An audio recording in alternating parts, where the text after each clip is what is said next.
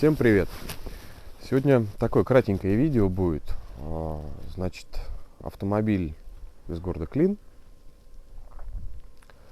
Девушка обратилась с проблемой перегрева двигателя. То есть перегревает, выдавливает расширительный бачок. Сразу было понятно, что это прокладка. Мы с ней разговаривали по этому поводу. Она говорит, так и так, как вам попасть? Ну, мы с ней там обговорили. Она говорит, а что примерно по стоимости? Приблизительную стоимость там была озвучена. Цена ей, не понравилась. Говорит, дорого. Не то, что говорит, дорого. Если что, я, говорит, обращусь.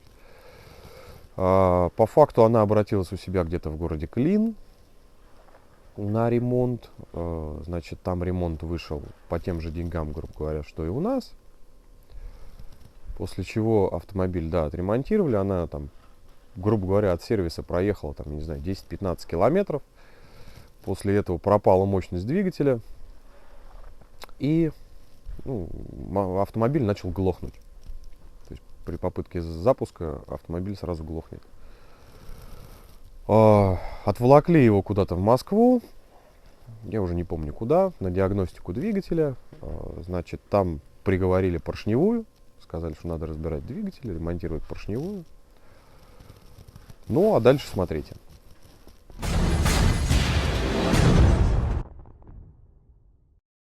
Так, собственно, что же мы видим при вскрытии моторного отсека?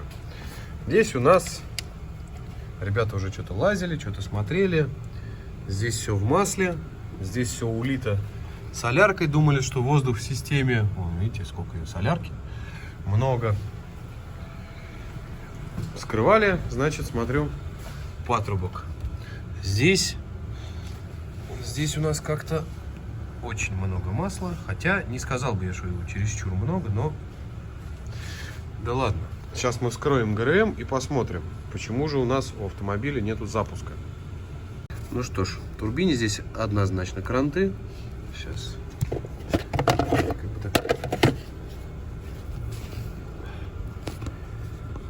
Ну что ж, в турбине здесь однозначно кранты.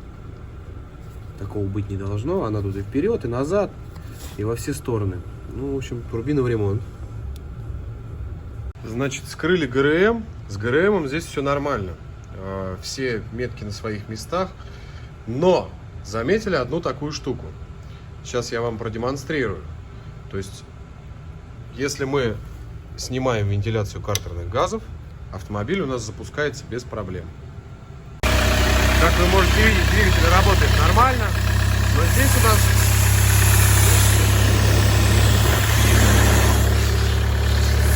двигатель начинает поливаться маслом. Одеваем его обратно.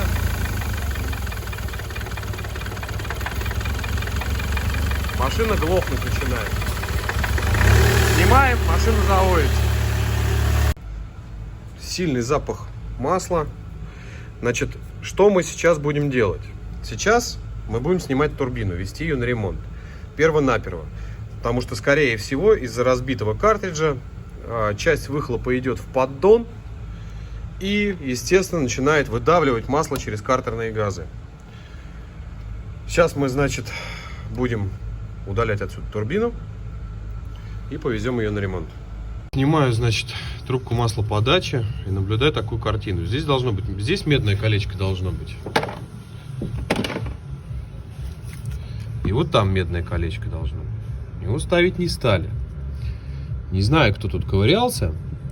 А так как делали недавно двигатель, то здесь головка новая стоит. Лопнула головка. Вот. Значит, те, кто собирали, просто тупо не поставили. А вообще, как бы, это не есть хорошо.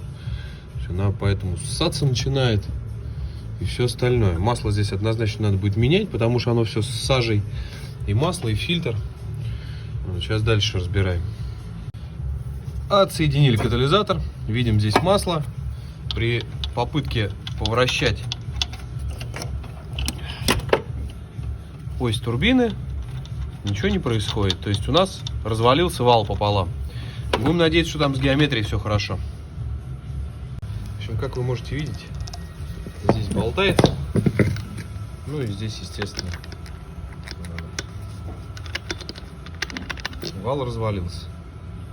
Теперь у нас главная надежда, чтобы геометрия была не повреждена. В противном случае придется менять еще и геометрию. И главное, чтобы здесь корпус тоже не поврежден был. Потому что здесь-то вроде таких серьезных повреждений я не вижу. Но турбинка текла уже давно, по ней вот в принципе это видно. Так, ну что ж, турбину мы отремонтировали. Геометрию там поменяли. Картридж поменяли. Турбина сейчас настроена как положено. Сейчас начинаем все это ставить на место. А вот у нас и маслица в интеркулере. Сейчас будем сливать. Что ж, мотор работает. В общем, мы выгнали на улицу, сейчас покажу.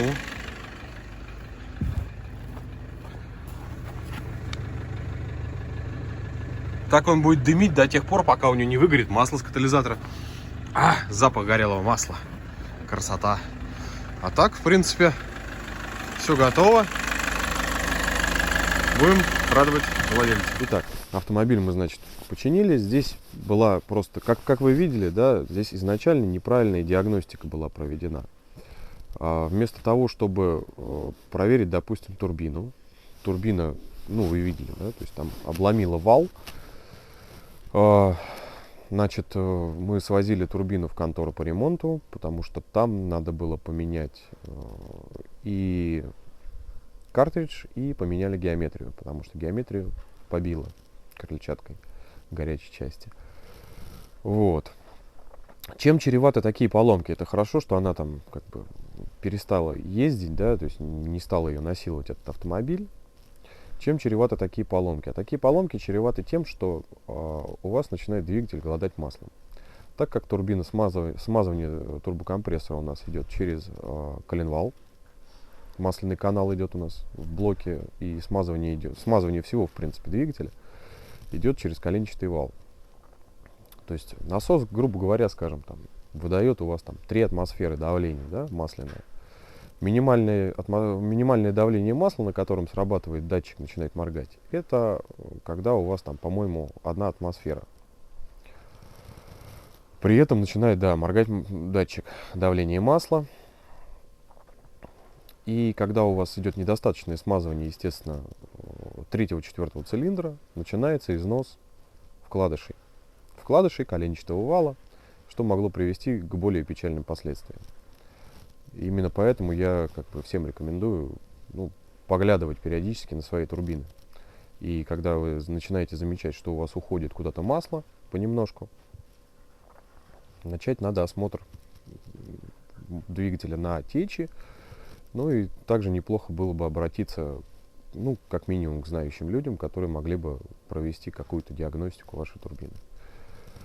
Вот, здесь, значит, все отремонтировали. Человека мы, скажем так, перед Новым годом спасли от дорогостоящего ремонта. Я так еще поспрашивал по поводу ее предыдущего ремонта, какие запчасти ставили, что, куда, зачем. Запчасти она заказывала сама, и выяснилось, что прокладка была поставлена там за 800 или за 900 рублей, что-то такое.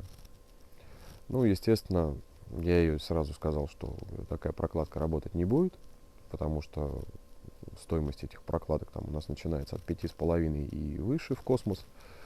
Тут дальше уже зависит все от наглости продавца. Вот. И как бы ей сказал, что она говорит, ну что же мы, говорит, может, говорит, тогда оставим на ремонт. Я говорю, нет, давайте вы ее, говорю, заберете, пока покатаетесь, посмотрите. Вроде как они доехали до дома, все там у них нормально, пока. А дальше уже, ну, не знаю, я ей сказал, говорю, если начнутся признаки, значит, давайте с вами созваниваться, списываться и решать этот вопрос. Вот. Ну, а на этом, наверное, все. Больше мне здесь, в общем, добавить нечего. В принципе, в видео вы все видели. Всем всего хорошего. Пока-пока.